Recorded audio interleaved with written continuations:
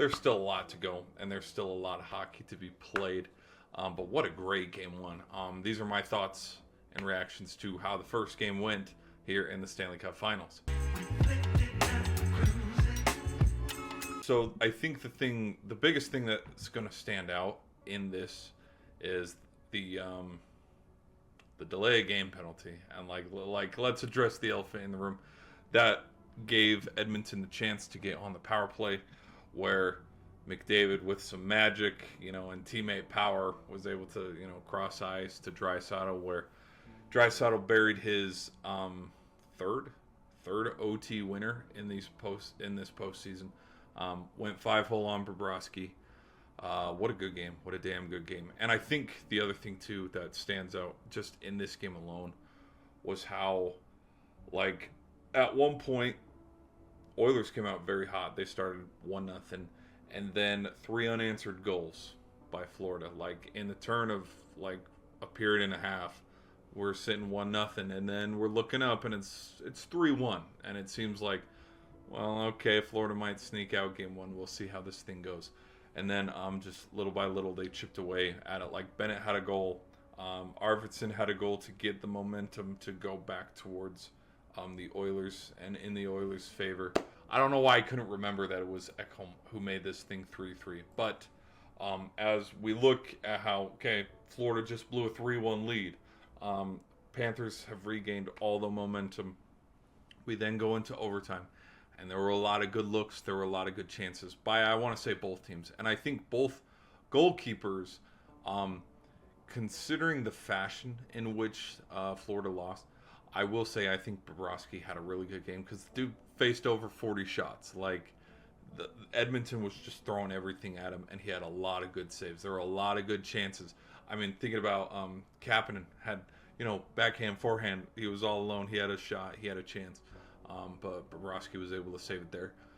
There were a lot of just really good saves in this game. And I think hats off to both goaltenders. I think they had a really good game. I think the physicality was really there too.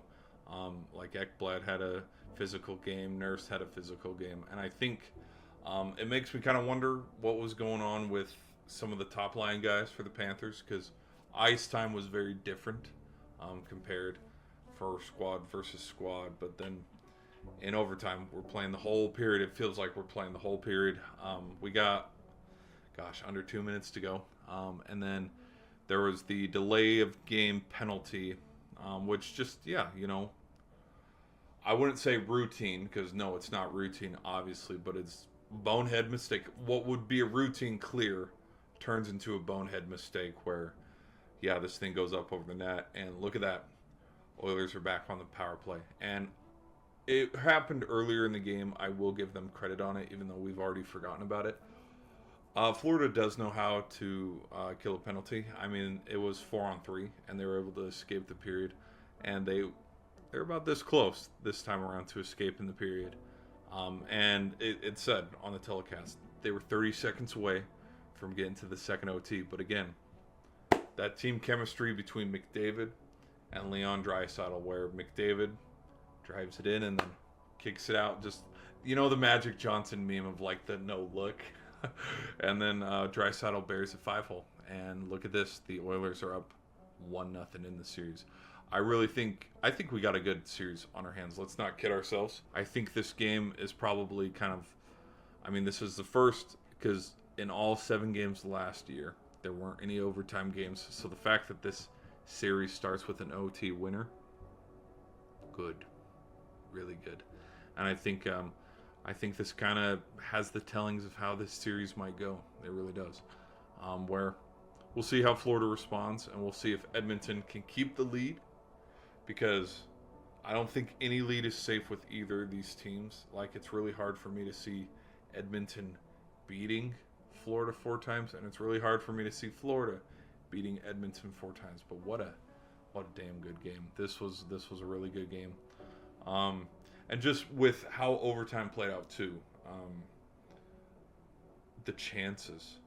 Florida was suffocating Edmonton at the very beginning of the overtime game, but then they locked in after about 5-6 minutes, and then it was a lull for the next 10-15 minutes, because it took to the last 90 seconds for them to score another goal. But Oilers weathered the storm. They end up getting the last laugh as they go up 1-0. But yeah, that's my crazy thoughts on that, guys. What do you think? Let me know.